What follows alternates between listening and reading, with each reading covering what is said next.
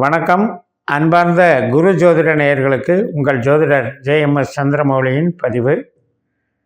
இந்த பதிவில் நம்ம பார்க்க இருக்கிறது சனி நேர்கதி பயணம் கும்பராசியில், சூரியன் விருச்சிக ராசியில் நவம்பர் 16 முதல் டிசம்பர் 15 வரைக்கும் சூரியனுக்கு நாளில் அர்த்தாஷ்டம சனியாக எப்படியெல்லாம் இயங்குறாருங்கிறத பற்றி பார்க்க இருக்கிறோம். 12 லக்னத்திற்கான பதிவுகள் தனித்தனியாக நம்ம பார்க்கலாங்க. இந்த பதிவில் தனுசு லக்ன அன்பர்களுக்கு நவம்பர் 16ஆம் தேதி முதல் டிசம்பர் 15ஆம் தேதி வரை உள்ள நாட்களில் நமக்கு சூரியனுக்கும் சனிக்கும் ஏற்படக்கூடிய ஒரு ஸ்தான பலனில் என்ன ரியாக்ஷன் ஏற்படுதுங்கிறத வச்சு பலன் பார்க்குறோம். இப்போ நமக்கு தனுசுக்கு 8ல் செவ்வாய் இருக்குது, 4ல் ராகு இருக்குது, 12ல் சூரியன் வராரு. விருச்சிக மாதம் அப்படிங்கிறது இந்த ஐப்பசி மாதம் முழுசும் 30 நாட்களும் சூரியன் 12ல் தான் இருப்பார். அப்போ நமக்கு எதில் கவனமாக இருக்கணும் அப்படின்னு கேட்டால், இப்போ நமக்கு ஜென்ரலாக ஒரு திசை புத்தி அந்தரம் சூட்சுமம் நடக்குது அப்படின்னா அதனுடைய பலன்களை தான் நம்ம வாழ்க்கையில் சந்திச்சிட்ருப்போம். இந்த பயிற்சிகள் எல்லாமே அந்த திசா புத்தி அந்தரத்தோடு சம்மந்தப்பட்டு தான் நமக்கு நிகழ்வுகளை நடத்தி கொடுக்கும். இப்போது இதில் 12ல் கிரகம் இருந்தாலும் 4ல் கிரகம் இருந்தாலும் 8ல் கிரகம் இருந்தாலும் கஷ்டம்தான். ஏன்னா கெட்ட பாவங்கள்னு சொல்கிறது. 8ஆம் இடம் என்பது தடை, தோல்வி, விபத்து, கஷ்ட நஷ்டம், வலி, வேதனை. 12ஆம் இடம் என்கிறது செலவுகள், அதீதமான நமக்கு முதலீடுகள் போட்டுக்கிட்டே இருக்கிறது. ஸோ இந்த பிரச்சனைகளை எல்லாம் இந்த கிரகங்கள் குறித்தாலும் கூட ஒவ்வொரு கிரகமுமே நட்சத்திரத்தின்படி தான் வேலை செய்யுது. அப்போ இந்த 3 கிரகமும் 19ஆம் தேதியிலிருந்து டிசம்பர் 2ஆம் தேதி வரைக்கும் சனியினுடைய தொடர்பிலேயே வருது. சனியினுடைய நட்சத்திரத்திலேயே இந்த 3 கிரகம் வருது. மீனராசியில் உத்திரட்டாதி நட்சத்திரம், கடகராசியில் பூச நட்சத்திரம், விருச்சிக ராசியில் அனுஷ நட்சத்திரம். இந்த பேஸில் அந்த 13 நாட்கள் நம்ம கொஞ்சம் எப்படி இருக்கும் அப்படின்னா, கஷ்டத்தை கொடுக்குற மாதிரி கொடுத்து அதிலேருந்து ரிலீஸ் பண்ணி விட்டுரும். ஒரு கஷ்டத்திற்கான தீர்வை நம்ம சந்திக்க நேரும். அதனால் இந்த கிரகங்கள் இந்த ஸ்தானத்தில் இருக்குதுன்னு பயப்பட வேண்டிய அவசியம் இல்லை. 4ல் ராகு இருக்குது, 8ல் செவ்வாய் இருக்குது, 12ல் சனி இருக்குன்னா அது கெட்ட ஸ்தானம் தான். ஆனால் அதில் இந்த சனி நட்சத்திரத்தில் போகும்போது அந்த நாட்களில் அந்த சனி அந்த கெட்ட செயலை நடக்க விடாமல் தடுக்கிறாருங்கிறது தான் இந்த பாயிண்ட். அப்போ ஒவ்வொரு லக்னத்திற்கும் ஒவ்வொரு மாதிரி நமக்கு பலன்கள் கிடச்சிக்கிட்டு இருக்கும். இப்போ நம்ம லக்னத்துக்கு இது சாதகமாக இருக்குது. ஆனாலும் இப்போ இதெல்லாம் நல்லது பண்ணுமா அப்படின்னு கேட்டால், இப்போ செவ்வாய் சனி நட்சத்திரத்தில் இருக்கிறது, செவ்வாய் இருக்கிற வீட்டுக்கு கொஞ்சம் இடைஞ்சல் அப்படின்னு புரிஞ்சுக்கணும். செவ்வாயினுடைய தன்மைகளுக்கு கொஞ்சம் இடைஞ்சல்னு புரிஞ்சுக்கணும். இப்போ செவ்வாயினுடைய தன்மைன்னா என்ன? நமக்கு செவ்வாய் யார்? கலைகள், குழந்தைகள், ஆசாபாசங்கள், நேசம் இதெல்லாம் உண்டது.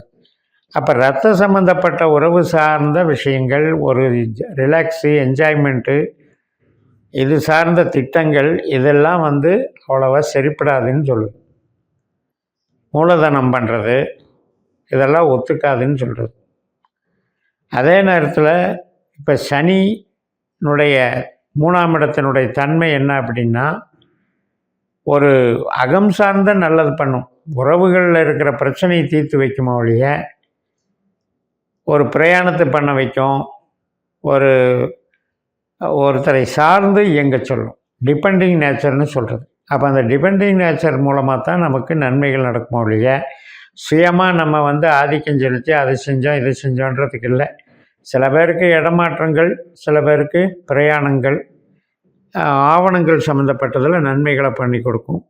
ஐடி ரெடி பண்ணுறது, முகவரி மாற்றுறது, அக்ரிமெண்ட் போடுறது, ஒரு விசா, பாஸ்போர்ட்டு இது சம்மந்தப்பட்ட நிகழ்வுகளுக்கு கரெக்ட் பண்ணி கொண்டு போகும். ஆனால் ஒரு வீடு கட்டுறது, ப்ரொடக்ஷன் இதில் இருக்கிறதுக்கெல்லாம் அவ்வளோ நல்லா இல்லை. வாகனம் வாங்கிறது இது சார்ந்த நிகழ்வுகளுக்கு நல்லா இல்லை.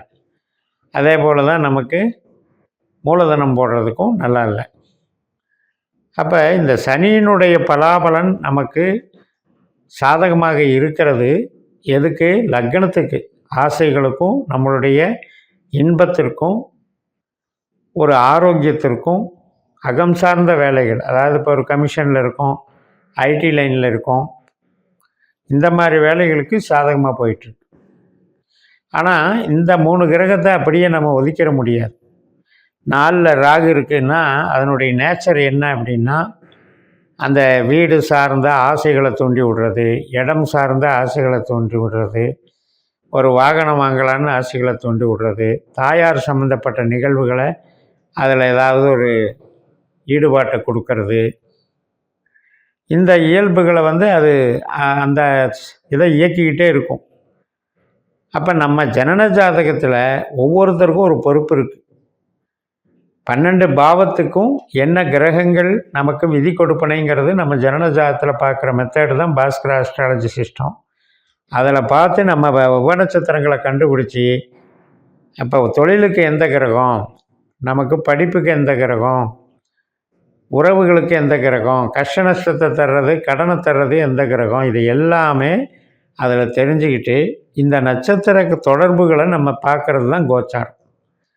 இப்போ 4ஆம் இடத்துல ராகு போகிறாரு, அவர் சனியினுடைய நட்சத்திரத்தில் போகிறாரு. அப்போ நம்ம ஜனன ஜாதகத்தில் ராகு யார், சனி யாருன்னு பார்க்கணும். ராகு வந்து தொழில் கிரகமாக இருந்து சனி தொழிலுக்கு சப்போர்ட் பண்ணுற கிரகமாக இருந்தால் இந்த டைமில் அந்த ஈடுபாட்டை கொடுத்துக்கிட்டே இருக்கும். ஆனால் இப்போ சனி 3ல் இருக்கிறதுனால அந்த ஈடுபாட்டில் தாமதமாகும்ன்ற அர்த்தம், அதை செய்ய விடாது. அதனால தான் வீடு கட்டுறது, இடம் வாங்கிறதுக்கெல்லாம் இப்போ தடுத்துக்கிட்டு இருக்குன்னு அர்த்தம். இப்போ அதே சனி திசை நமக்கு நடந்துக்கிட்டு இருக்குது, சனி புத்தி அந்தரம் நடந்துக்கிட்டு இருக்குது அப்படின்னா சனியினுடைய செயல்பாடுகள் 3ஆம் இடத்துலேருந்து நம்மளுக்கு சப்போர்ட்டாக கிடச்சிக்கிட்டே இருக்கும். அப்போ அது வந்து இந்த 3 கிரகங்கள் சனி நட்சத்திரத்தின் வழியாக அந்த சார்ந்த நன்மைகளை நமக்கு கொடுக்குது. ஆனால் 8ஆம் இடம் அப்படின்னு ஒரு கிரகம் வந்துருச்சுனால நம்ம ஜனன ஜாதகத்தில் கணித்து பார்க்கும்போது 8ஆம் இடத்துக்கு உண்டான கிரகம் நம்மளுக்கு நன்மை செய்யாது, கஷ்டங்களை தரும், நஷ்டங்களை தரும். அந்த மாதிரி கிரகம் இந்த 3 கிரகத்தில் ஏதாவது இருக்காங்கிறத நம்ம ஜாதகத்தை கணித்து பார்த்து தான் நம்ம தெரிஞ்சுக்கணும். இப்போ நம்ம ஜென்ரலாக இடத்த வச்சு பேசுகிறோம்.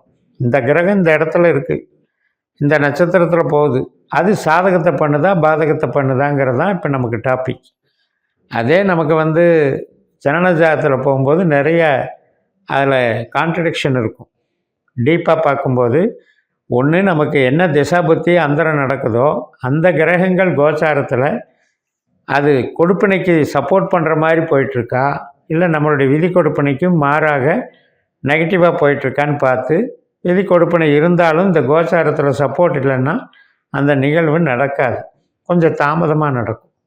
அப்படி தான் நம்ம இதை அணுகி கொண்டு போகணும். ஆனால் நம்ம வந்து பாவகிரகம் அப்படின்னு பிளண்ட்டாக எடுத்துக்கிட்டு அவசரப்பட வேண்டியது இல்லை. இப்போ நமக்கு தனுசை பொறுத்த வரைக்கும் செவ்வாய் நல்ல கிரகம் அப்படின்றது ஜென்ரலாக சொல்கிறோம். 8ல் இருக்கிறதுனால அது பாவகிரகம் ஆகிடாது. 8ஆம் இடத்துல அதனுடைய பலத்தை இழக்குதுன்னு நினச்சிக்கணும். சந்தோஷம் கொடுக்குறவர் சந்தோஷத்தை கொடுக்குற நிலமையில இல்லை. அதே மாதிரி மூலதனம் செய்கிறதுக்கு ஒரு ஆதாரமாக இருக்கிற கிரகம் அது மூலதனம் பண்ணுறதுக்கு ஸ்ட்ரென்த்து கொடுக்குற நிலமையில இல்லை. இப்படித்தான் நம்ம அந்த கணக்குகளை வந்து எடுக்கும்போது இப்போ சனி பொறுத்த வரைக்கும் நம்ம அமைப்புக்கு கெட்ட கிரகம்தான். ஆனால் இப்போ அவர் கெட்டு போயிருக்காருன்னு சொல்ல வரேன். அந்த கெட்ட ஸ்தானத்துக்கு மறைஞ்சு கிடக்கிறார். அப்போ சனியினால் நமக்கு பாதிப்புகள் இல்லை. ஆனால் இந்த நல்ல கிரகங்களெல்லாம் நமக்கு இப்போ சூரியன் வந்து நமக்கு பாக்யாதிபதி. பாக்யாதிபதி அப்படின்னா பூர்வீக சம்மந்தப்பட்ட விஷயம், அப்பா சம்மந்தப்பட்ட விஷயம், வெளிநாடு சம்மந்தப்பட்ட விஷயம், மேல்கல்வி ஆராய்ச்சி கல்வி படிக்கிற விஷயம், இதெல்லாம் வந்து 12ல் இருக்குது. அப்படிங்கும்போது அது கெட்ட பாவம் மறைஞ்சு போச்சுன்னு சொல்லலாம். ஆனால் அந்த 12 வழிநடத்த விடாமல் 12ஆம் பாவத்தை செயல்படுத்த முடியாத நிலைமையில் சூரியன் சனி நட்சத்திரத்தில் இருக்கிறதுனால அந்த கெட்டது அங்கே நடக்காமல் போகுது. அதனால தான் ஒரு பாவத்தில் கெட்ட பாவத்தில் இருக்கிறது நல்ல கிரகங்கள் இருந்தாலும் கூட நட்சத்திர ரீதியாக சில விதிவிலக்குகள் நமக்கு கிடைக்கும். அதை கோச்சாரத்தில் நம்ம அப்சர்வ் பண்ணி பார்த்துக்கணும். நம்மளுடைய ஜனனஜாதத்துலேயும் இந்த மாதிரி சில நிகழ்வுகள் இருக்கும். எல்லாமே மறைஞ்சு போச்சுங்க அப்படிம்பாங்க. 8ஆம் இடத்துல இருக்குது, 12ஆம் இடத்துல இருக்குது அப்படின்ட்டு இந்த ஜாதகம் வந்து இப்போ நம்ம ஜென்ரலாக கல்யாண பொருத்தம் பார்க்கும்போது 8ல் ராகு இருக்குது, 8ல் செவ்வாய் இருக்குன்னு தானே தோஷம்னு சொல்கிறோம். அப்படியெல்லாம் கிடையாது ஜோதிடத்தில். அந்த ஸ்தானத்தில் இருக்கிறதுனால மட்டும் அந்த பாவத்தையே இயக்காது. அது 8ஆம் இடம் என்பது பலவீனமாக செயல்படும். அதுக்காக வந்து கெட்டது செய்யணுன்ற அவசியம் இல்லை. அது செல்லக்கூடிய நட்சத்திரம் நமக்கு சாதகத்தை தருதா பாதகத்தை தருதான்னு பார்க்குறது தான் இந்த அட்வான்ஸ்டு அஸ்ட்ராலஜி சிஸ்டம். ஸோ இதில் மேலும் பயணித்து பயன்பெறுங்கள். இந்த சேனலை சப்ஸ்கிரைப் பண்ணி ஷேர் பண்ணுங்கள். உங்கள் தனிப்பட்ட ஜாதக பலாபலன்களை என்னுடைய வாட்ஸ்அப் நம்பரில் தொடர்பு கொண்டு பலன் பெறுங்கள். உங்களிடமிருந்து விடைபெறுகிறேன். உங்கள் ஜெயம்எஸ். நன்றி, வணக்கம்.